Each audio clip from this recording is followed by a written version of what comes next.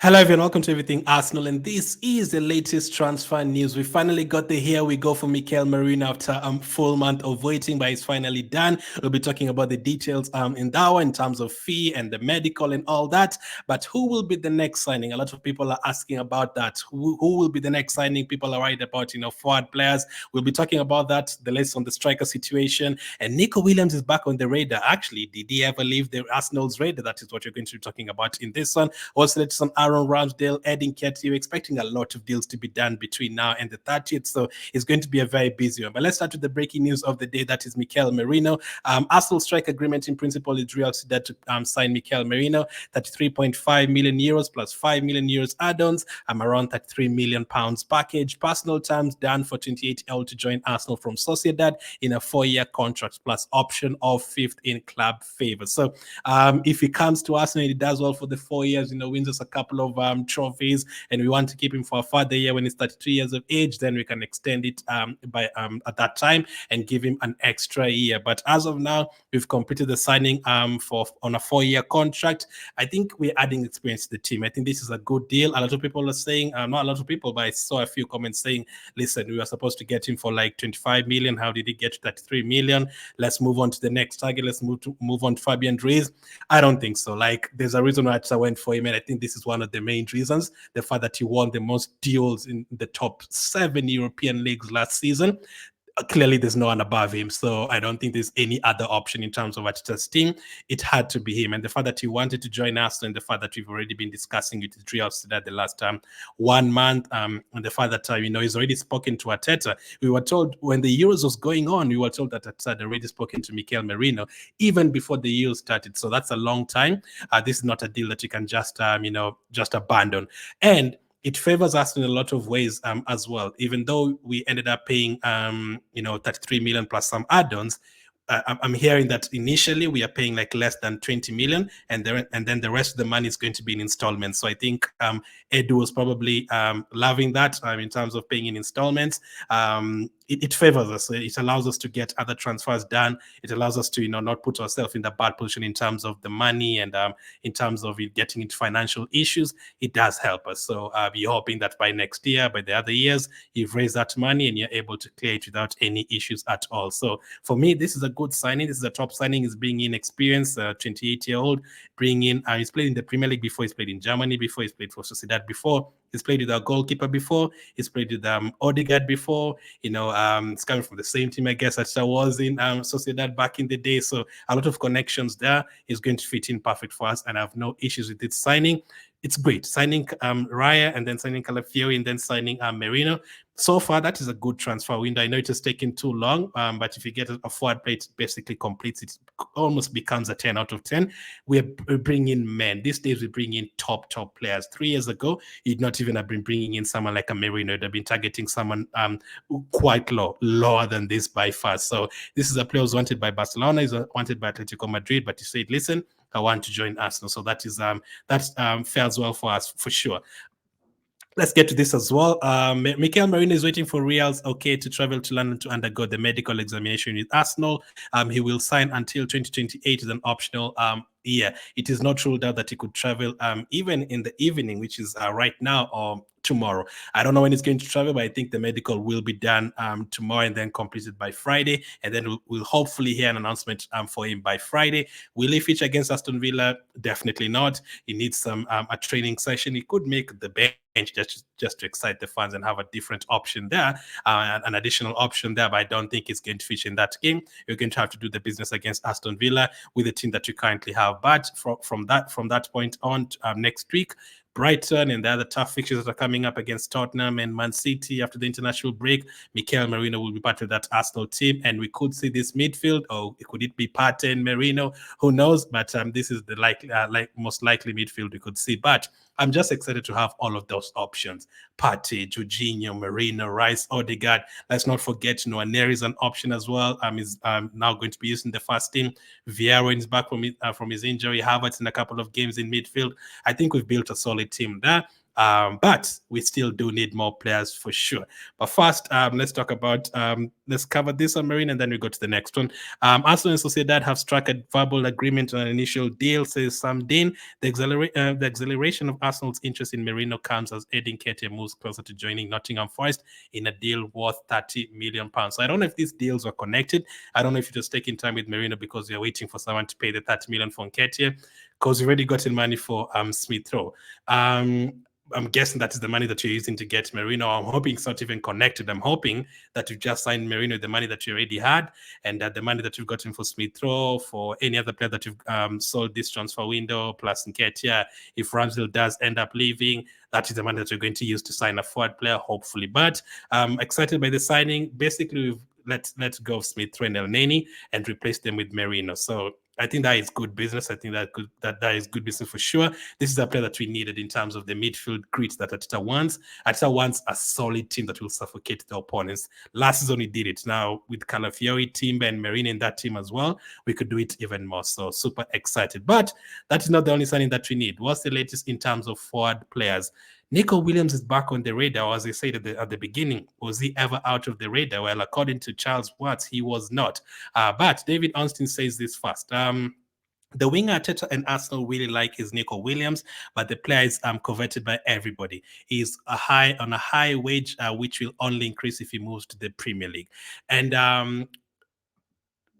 Charles Watts pretty much said Arsenal have never actually left the deal for Nico Williams. Yes, it's been quite the last couple of weeks. He's been back at Sociedad, but he's never actually said, no, I don't want to go to Arsenal. And Arsenal have never actually said, no, actually, you're not going for Nico Williams anymore. So Nico Williams is still in the picture somehow, which is good news for us. I mean, Nico Williams, I remember when you're being linked to him strongly 1 month ago, everyone was super excited by this. His performances at the Euros. Could he be the second Spaniard that is signing the same transfer window? The same a teammate of Merino and Raya in the Euro winning team? It could be. Now, the other part of this deal, the complicated part of this deal, as you've said, is the wages. Like, we'll need to pay him a lot of wages. We might even have to make him like the most or second highest paid player at Arsenal. That is how much this deal would cost us. And on top of that, David Ornstein has also said Arsenal getting wingers right now is very, very difficult. Why? Because many players are asking, am I really going to play at Arsenal as a winger? They already have Trossard, they already have Martinelli, they already have Saka. So a lot of players are like, am I really going to join? Like Nico Williams is asking, am I really going to join and, be a backup for Saka? Am I going to join and be a backup for Trossard and Martinelli? I don't want to be a backup. So what I'm hearing is it's being difficult to convince a lot of wingers to come to Arsenal because most of them know they're just going to be backups and Saka is going to play most of the games, and Martinelli and Trossard are already on the left side. So a lot of people are not sure whether they're going to be featuring at all. The other positions, I mean, Merino knows, listen, Pat is not going to be here next season. You could be the one playing in that role. A striker would know, like, listen, Jesus has not been fit recently. Havertz can be used in midfield. If I go there and score goals, I'm going to be the one that is going to be the striker there. Calafiori can look at it like, hey, Kivia is leaving the team. There's been rumors about Zinchenko leaving the team. Timber can be on the right side. Maybe if I go there and make myself known, I can make that left back position my own. All of those players feel like that. But a player like Nico Williams and other winger targets are feeling like, listen, am I really going to play at Arsenal? And that is becoming a major issue in terms of convincing them. That is what David Ornstein has said. And it makes sense. It makes sense because at Arsenal, especially on the right wing, we already know Saka is going to start 35 of the Premier League games. So you're not going to really start at all. It's like joining Manchester as a backup striker. You just know Haaland is going to play majority of the games. You're not really going to do it. If we signed a backup number 10 right now, they know they're going to be a backup because Odegaard is not going to be on the bench. If we signed a backup centre-back right now, they know they're not going to play. They know Gabriel is there, Saliba is there, Timber is there, Calafiori is there, so it becomes very difficult. But it's good to know that Nico Williams is still in the picture. Let's see if it could happen. If it doesn't happen, I don't know which other wingers we have on our radar. We had the likes of Neto, but he's moved on to Chelsea. We didn't pay for him because he was too expensive, from what I'm hearing. But Nico Williams still on the radar. Now, other players. Yesterday, we talked about the striker situation. We talked about Victor Osman. This is what was reported yesterday. Arsenal back on the trail of Victor Osman. Napoli has started with the intention of demanding his 130 million release clause to be paid in full, but they are now evaluating 100 million. Now, they are getting desperate now. They really need to sign Lukaku for Antonio Conte. They need to get rid of Victor Osimhen. They don't want him there. So, and the player himself is losing time as well.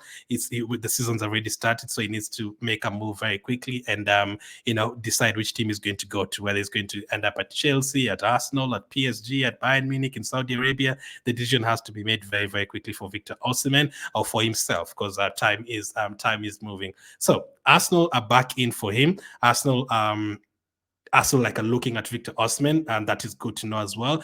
I actually thought Nico Williams and Victor Osman was done. I thought we could be looking at Gyökeres and maybe a different winger because Victor Osman 130 million. I knew that is going to be expensive, and Nico Williams has already gotten a new shirt number at Bilbao. I thought it was not going to happen, but both of them are now back in the picture, and a couple of them have been reported by David Ornstein, by Charles Watts, credible journalists. So it's this a couple to keep an eye on between now and the end of the season. All of a sudden, signing Victor Osimhen seems more easier than signing Victor Gyökeres. 1 month ago, it seemed easier to sign Victor Gyökeres because he was cheaper, and Osimhen was linked to a lot of teams. Gyökeres hasn't been really linked to a lot of teams.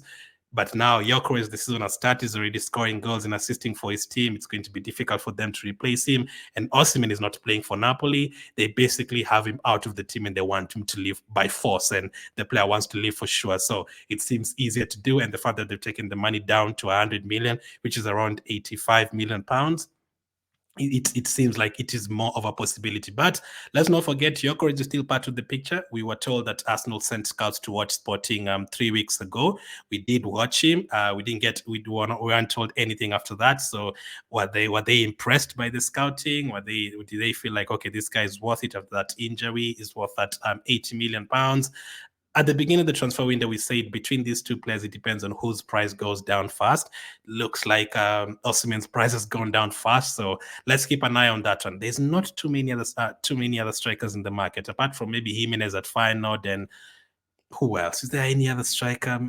I mean, someone mentioned Jonathan David in the earlier stream today, but it's not been linked to any other team at all. So the only strikers who are leaving their teams are players like Osimhen. So unless we get surprised with a big strike out of nowhere, I don't know. But let's keep an eye on Osimhen, on Nico Williams, and also Gyökeres. Now, to be honest, do I think we could get two? It is not possible. I don't think you're going to get a wing and a striker.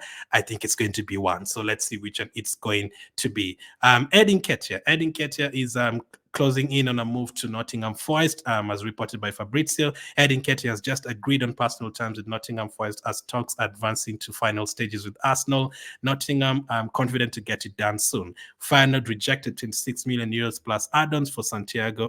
Jimenez also offered today. So as you can see, Nottingham even tried to sign Jimenez, but they rejected it. But listen, it could be an option if we are out of options next week. Let's see how that one goes. But Nketiah is closing in on the move to Nottingham Forest. I'm happy we are going to get that 30 million. Yeah, listen, 2 weeks ago, people were happy to take that 20 million, 22 million. We've gotten extra money, and the player is happy to go to Nottingham Forest. Is agreed on personal terms. Wishing him all the best. Obviously, he's a Helen boy, so wishing him all the best at Nottingham Forest. I've always said, every time he's been linked to the move away, I've always said, like, if Nketiah goes to a different team and he plays, like, starts 30 games, he can get them 15 goals. So I guess it's time to see if that is actually true. Is he going to play every single day? I don't know, because already have Wood and our knee, but it's going to get more opportunities there. The way we play our football is totally different. The way teams park the bus against us, maybe it's going to get more opening spaces at Nottingham Forest and more chances. Or I don't know if it's going to be more chances, because I think at Arsenal is going to get more chances, but maybe more clear-cut chances, and then you're going to see what it's all about over there. As long as he doesn't score against Arsenal next season, a winning goal against Arsenal next season, I don't think I'm ready for that. But Nketiah is approaching a move to getting closer to a move to Nottingham Forest. Another player who's been linked to the move away, and it could be happening very, very soon, is Aaron Ramsdale. Southampton are preparing to make a loan bid for Aaron Ramsdale. Arsenal's preference is to do a permanent deal, or at least a loan with an obligation to buy. Wolves have also held talks and exploring a loan with the option to buy. So Southampton want a loan deal. I don't know. Arsenal's preference is to do a permanent deal, or at least a loan with an obligation to buy. So I don't know if Southampton's bid will be, a permanent bid or a loan with an option to buy. I don't think Arsenal would want an option to buy. The option to buy one is is if you're thinking, listen, we could bring him back next season or something like that, with the obligation to buy, you basically saying we want that money next season. He's not going to not going to be coming back to Arsenal. We are definitely going to sell him. But Southampton, I think that contract or that deal would basically include something to do with if they stay up, he's going to come back. If he stays up, they're going to buy him. If they go down, he's going to come back to Arsenal. I think he's going to have a lot of that. But another team, there's other teams that are interested in him, including Bournemouth and Wolves, as reported by Fabrizio Romano. Remember, he used to be a Bournemouth player before he went to Sheffield United, and Wolves made a bid for him. A couple of days ago, as it was reported by, I think it was this one, as it was reported by David Onstein, Wolves make proposal to sign Aaron Ramsdale from Arsenal, initial loan plus buy option. So Wolves is offering loan plus buy option. Bournemouth are interested, but you don't know exactly what they want to do with. Do they want to buy him, whatever? We don't know. And also Southampton are interested. So let's see how that one is going to go for him. I actually thought we'd get some other top teams wanting him, maybe a West Ham or teams like that, but looks like it's the lower league teams, but it's still in the Premier League, so he's still going to prove himself. He's still going to get game time, so that is good for him. I still think Ramsdale is a very, very good goalkeeper. If you give him 10 shots, he's going to make a couple of world-class saves there. And I still think he did very, very well for us, but unfortunately, the level where we've gone to and the kind of football we want to play, it doesn't really fit into Arteta's style, so we have to move him on. My ideal plan would have been to keep him on the bench, but it's going to be complicated. He wants to play first team football. There's another World Cup around the corner. There's another Euros around the corner. He's already been on the bench for a full year. He's missed out on playing at the Euros. Maybe if he had played for us and had a good season, he'd have been playing for England the Euros. So he doesn't have too much time to waste. And unfortunately, he has to move on. But how much money are you going to get for him? Arsenal want 30 million if he's going to be sold. Let's see if you're going to get that. So interesting day for Arsenal. We've gotten the here we go. Let's see who will be next. Who do you think should be next? Would you take Nico Williams if you aren't going to sign a striker? Would you be happy with Nico Williams? Let me know. Thank you for watching, and I'll catch up with you guys on